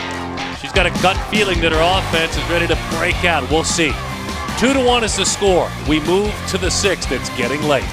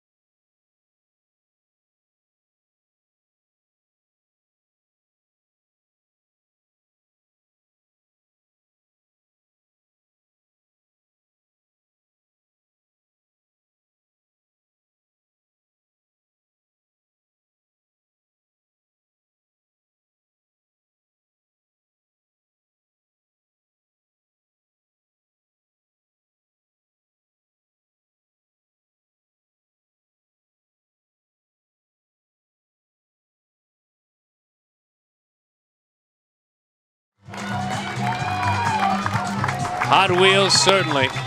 And pulling for Celeste. SoCal Athletics on top. The Celeste team doing what she had hoped by a score of 2-1. The visiting Bandits parents decided to come out of their seats, all their family and their friends on the first base side. There was a between innings rally cry from some of the moms and dads, and they've decided it's getting late in this game, so they're going to support their daughters, their niece, their granddaughter, whoever's out there. Out of their seats they come. It has become a loud and fun ballpark. Great place to be. And Aspen Novak leads it off. Slapper, Aspen Novak. Infield pitching in because of it, and she does slap it. There behind the circle to make the play. Chelsea Purcell, the shortstop.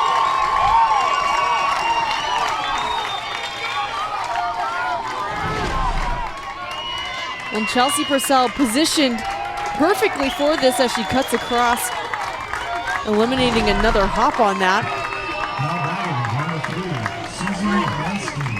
Susie Baranski now.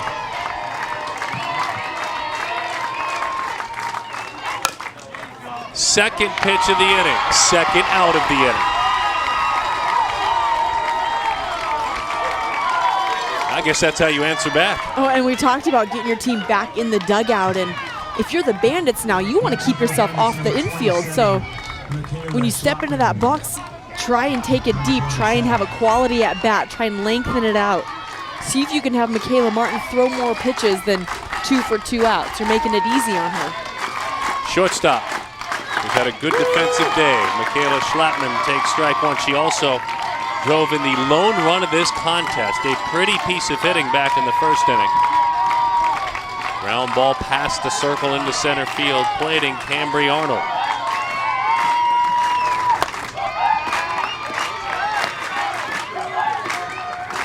One ball and 1 strike to count.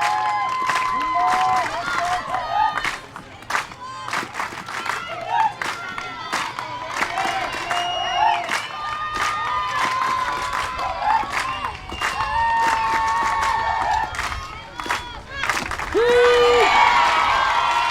1-2 the count.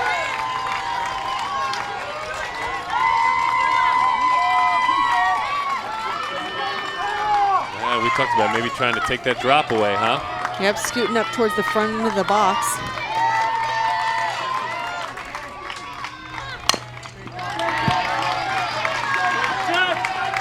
And unfortunately for the hitters, what that does also is that ball gets on you a lot quicker. So Martin, who's got decent speed, you're scooting up, so now you're increasing her velocity at you. So you're eliminating that drop, but you've got to react a lot quicker. On the south side of Chicago, they have brought the noise to support their squad. And they're even louder now. Schlappman with a single into center field. And with the pitch down in the zone, you use the big part of the ballpark like she did. Definitely didn't try to pull that one. No, and we had been talking about this down and in drop and how difficult it was to get your barrel on it. But this is exactly how you want to hit this pitch. You can see the path that barrel takes. That ball's in tight at her knees, and she's still able to drive it up the middle. Jen Tyrell, the head coach and the defending national champion coach at this 16U age level, comes in and chats for quite a while with Alexi Haynes, who has struck out a pair of times. Talked about the level of encouragement that Tyrell brings to the position.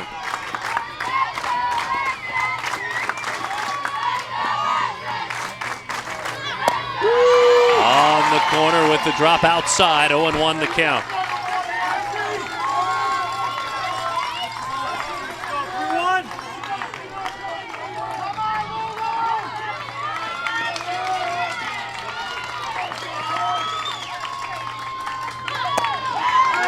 Drop, she didn't bite at that one.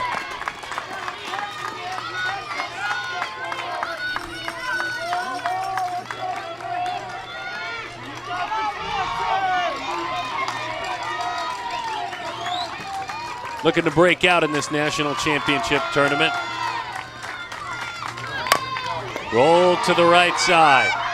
Flip just in time. To the bag it goes. Understandably so. From south side of Chicago, the parents come out of their seats to support their squad. Michaela Martin plays the role of usher and now shows them back to their seats.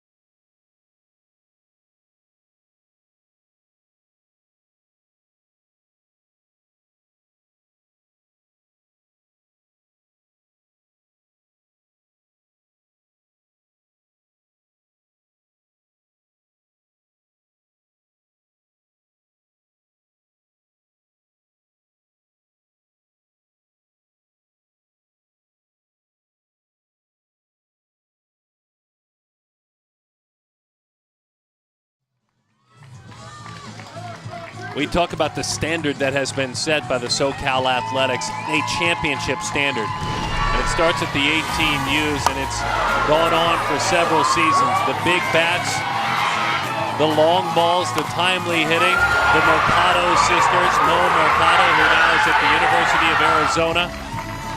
Danica Mercado, her sister, the great pitching.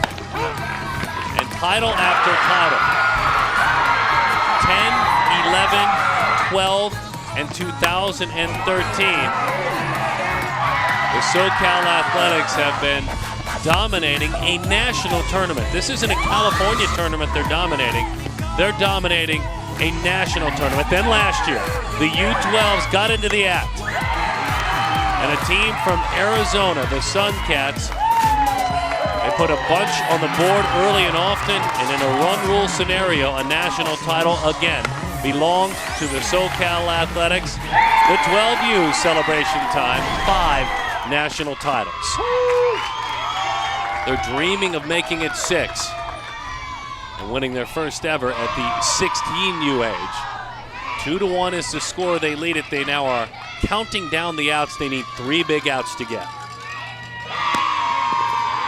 That's a good change, and that's a good take by Celeste Wood.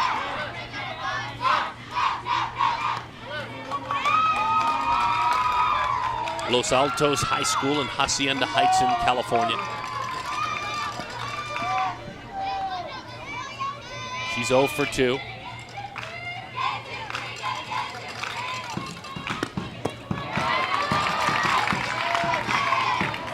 As Amanda talked about earlier, Holloway has managed to quiet all that noise all afternoon. Both runs are unearned. There have been some costly miscues. She has really commanded her secondary stuff. She just threw that pitch, got a swing and a miss, pointed in, and thanked her catcher for blocking it up. And then we talked about having confidence in your catcher to be able to throw that pitch where you want, when you want it. Rolled out towards short, another in between. What a fine play. That's twice in the last 2 innings that Schlattman's had to do it. Did it with Cora Wade hitting in the 5th. You've talked about it a lot. Smaller dimensions, you have to make that play right away. You cannot sit back and allow that ball to candy hop. You really have to go get it on the short hop, because you could see right there in that play, had she sat back, runners on base.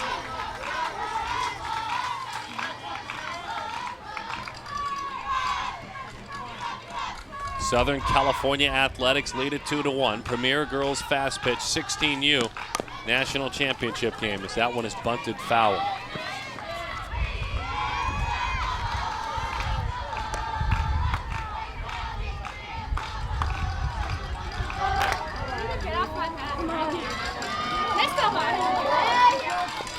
Athletics based in Claremont, California. Again, all of the clubs in this area. We've seen a Corona Angels team win a national title. All of these spots without traffic, within an hour of Irvine, California. With traffic, could be a half-day's drive. It's very true. 1-2 the count here at Deanna Manning Stadium. And a good take, it's low. 2-1.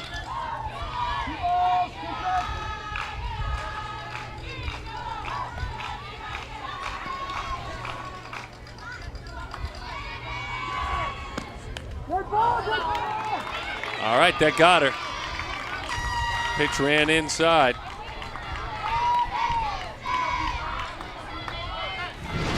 Marissa Verratti is on. This pitch down in on that right thigh. Puts it square on. She's trying not to rub it.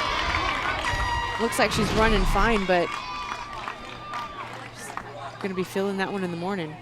Maddie Hansen will run for her. So Hansen out there running, and Priscilla Martinez now will bat.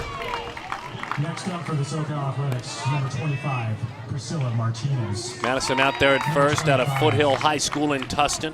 It's her home in North Tustin, California. Susan and John, mom and dad.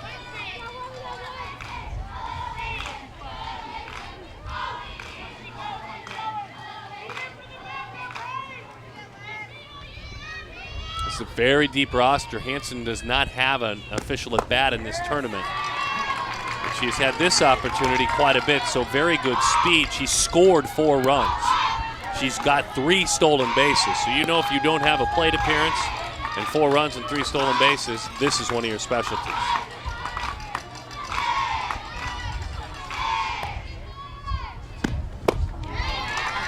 Swings right through it, 1-1 the count.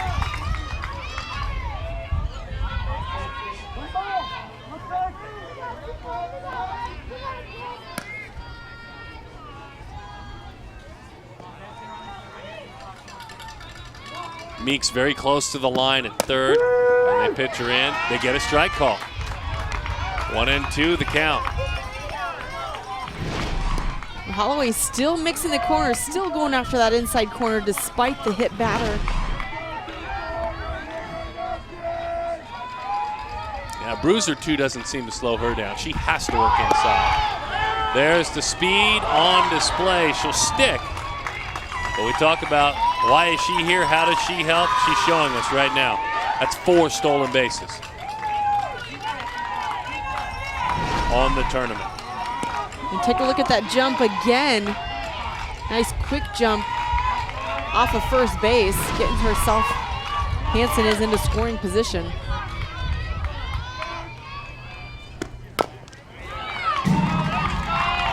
We'll do it again. Martinez attends Mater Dei, plays her softball at Mater Dei.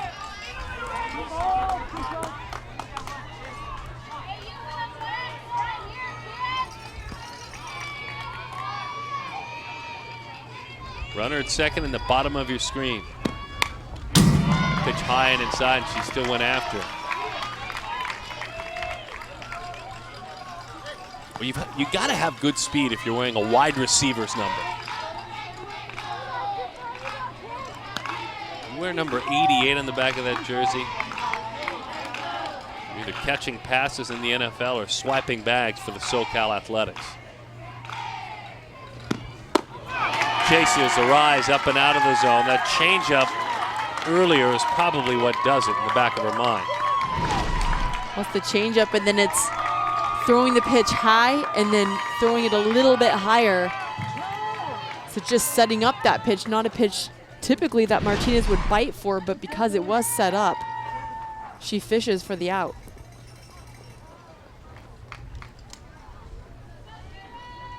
.66 strikes and 105 pitches. Jen Tyrell pulls her team together, which means the offense gets together for the SoCal Athletics with 2 outs and a runner at second, and Amber Nelson, who has probably in this entire game had 2 of the best plate appearances of anyone. Amber, tall in frame certainly, but has not at all, with that taller frame, looked disadvantaged. As a matter of fact, she's looked advantaged. She hit a line drive hard to left instead of trying to pull it and use her power. Then again, using the opposite field, she drove a ball to the wall to the opposite field. In her last at bat, it was an out. Now batting for the Athletics, 0-0, Amber Nelson.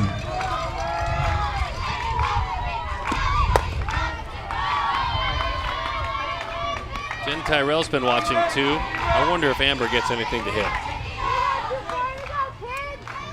Had a meeting with her pitcher. 1-0 is the count. I don't think she's getting anything to hit. Well, Mokos is setting up, splitting that right-handed batter's box, so you can see that target well off the plate.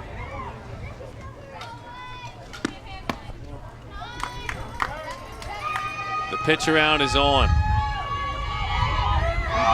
And we kind of had a feeling up here, and if that's the case, a coach who is very skilled and watches every beat had the same feeling. Tyrell said, we just can't let her. She's had 2 great approaches. Next up may have been hitting one over the boards.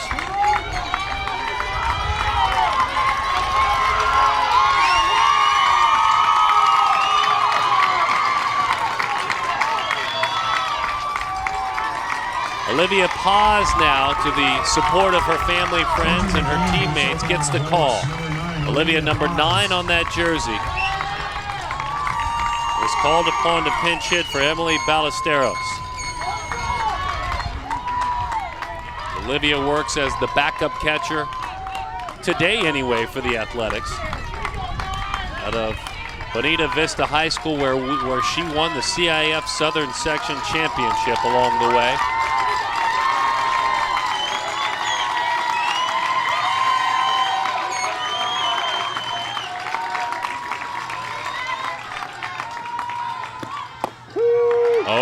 The count, dips over the outside corner.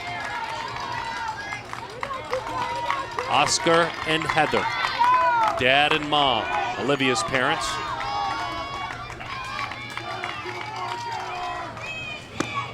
The 0-1 rolls that one up the first base line to the bag and in time for the out. Paz will head back to that dugout. Her teammates will go up against that gate because they know they are 3 outs away from yet another SoCal A's national title. The Beverly Bandits hope to have something to say.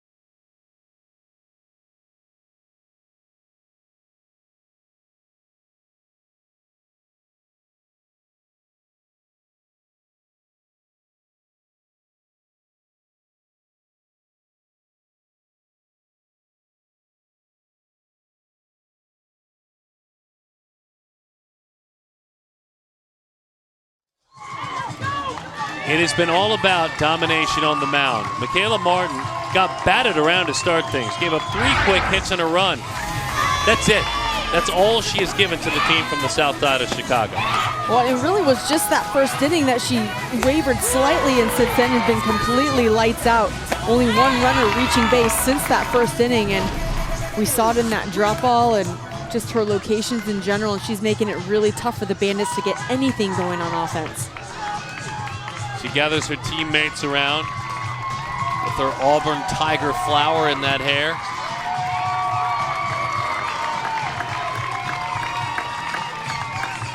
And right there, stride by stride, with a defensive miscue or 2 behind her, Alexis Holloway hits.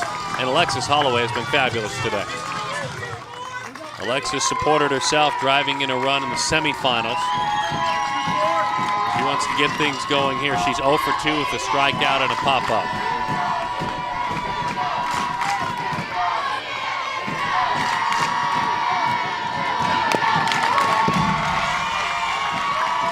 Oh, and 1 the count.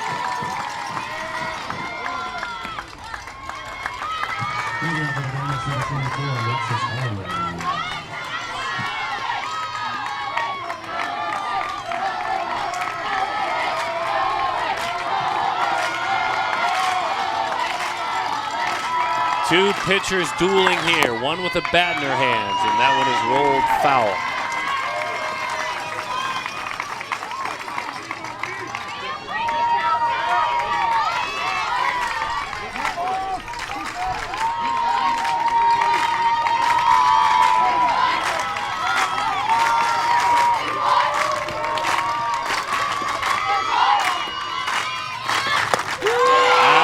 Outside corner, got her looking.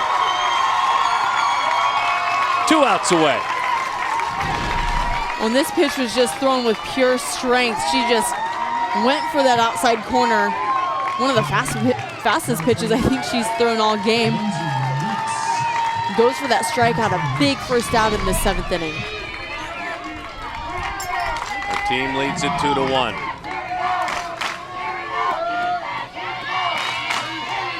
Both sides in One in orange, one in black, out of their seats. Drops it in there, 0-1 the count.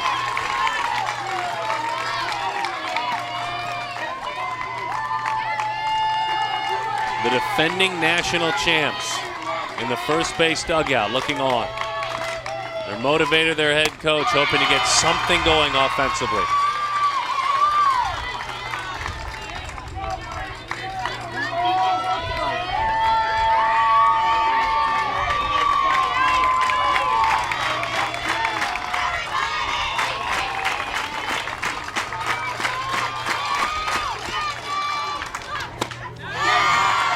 Off the plate, low, pretty close, 2-1 the count.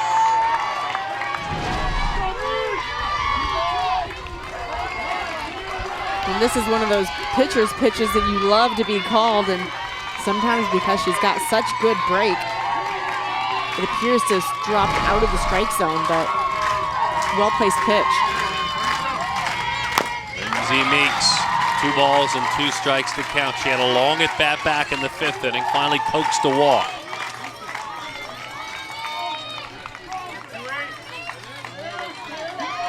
Her walk back in the 5th snapped a string of 11 in a row, sat down by Martin. There was a single in the 6th, stranded as well. The 2-2. Down the line, foul ball. Just about outside.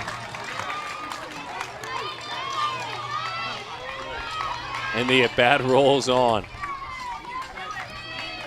Worthington Christian Schools is where Lindsay goes to high school.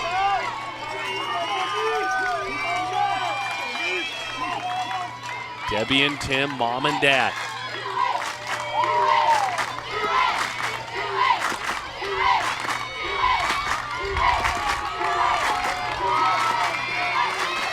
Two fabulous softball coaches within earshot of one another. High fly ball into right center field. The ballpark just holds it. It just holds it. And a fabulous play by Wade. During this entire tournament, they've been playing against breakaway fences. That's not that. She bangs hard into the wall, and a fine grab. On this ball, well struck, and you can see Wade goes back and she's drifting, and makes that catch right up against the wall. 3 more feet, and we got ourselves a tie ball game. Instead, 1 more out, and we've got ourselves a championship.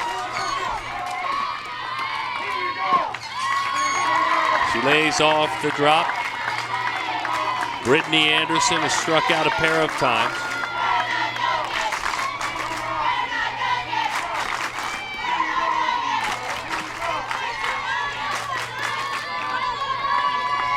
Outfield deep.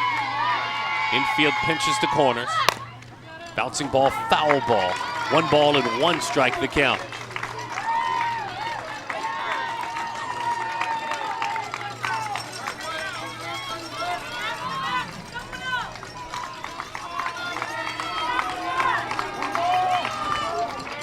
Steve McNee and Doug Myers formed this team less than a year ago. This was the goal. It's easy to dream it. It's tough to do it at the PGF level. Just hanging around, 1 strike away.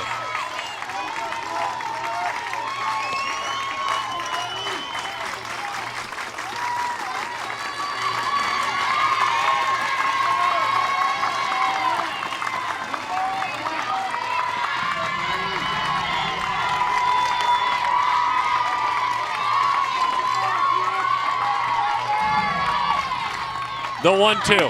Outside corner, that's the ball game, and that is another SoCal Athletics National Championship. You can make it 6 for the club, and the first ever at the 16U level for the SoCal Athletics. Strikeout number 9 ends it, and the Athletics, their 2 head coaches, Steve McNee and Doug Myers, they raise their glasses this evening. They win a national title. Their players, their pitcher, Michaela Martin, spectacular. Spectacular when they had to, a 2-1 final and a national championship. congratulations to Jen Tyrell, who again has brought her team back this far to the title game. The Beverly Bandits, a heck of a go. They finished second in the nation. That drop appropriate, dips over the outside corner. The celebration continues when we come back. The SoCal Athletics do it again.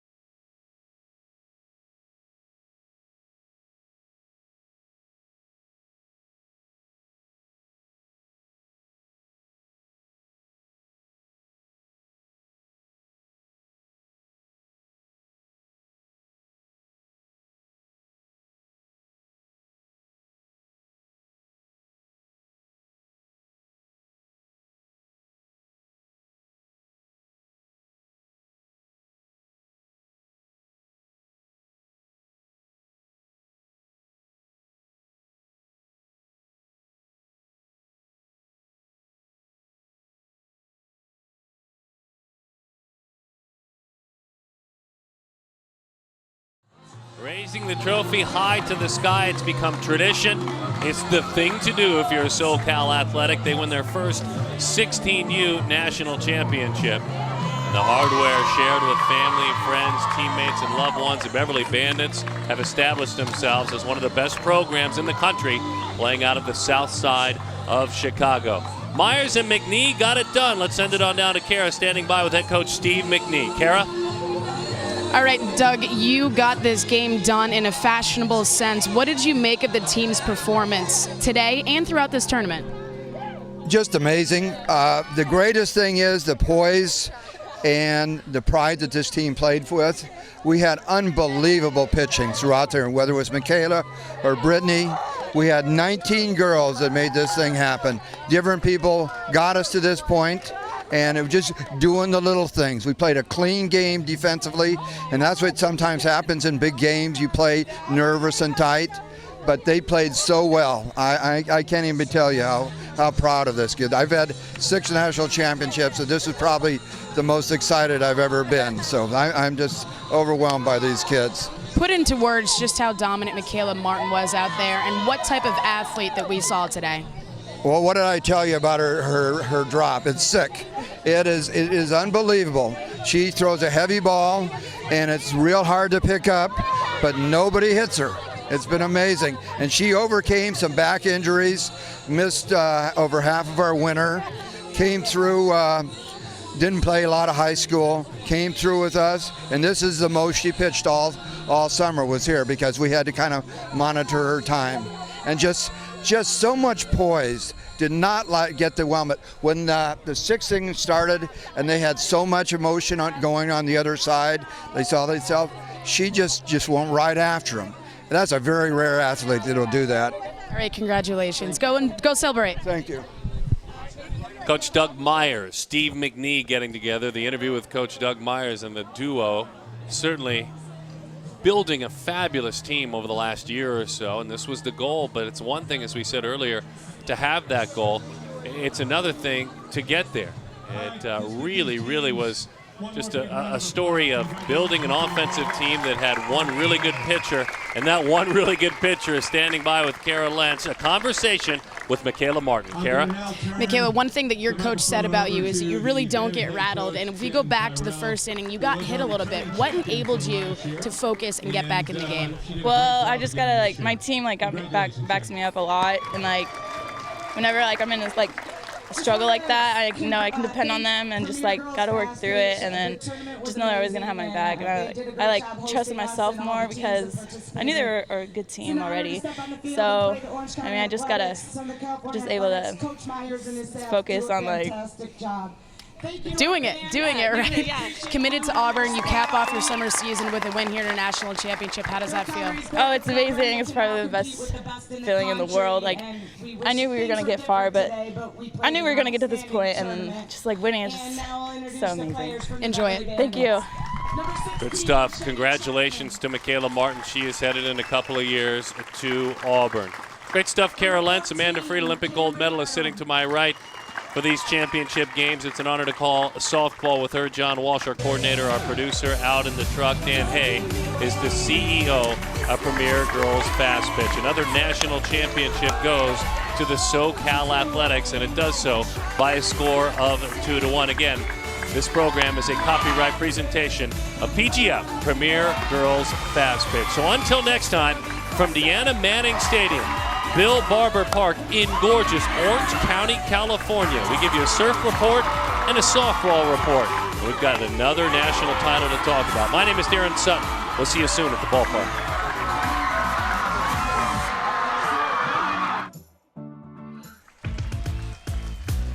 I'm finding myself tripping as I'm reaching your shore, feeling something. Hi,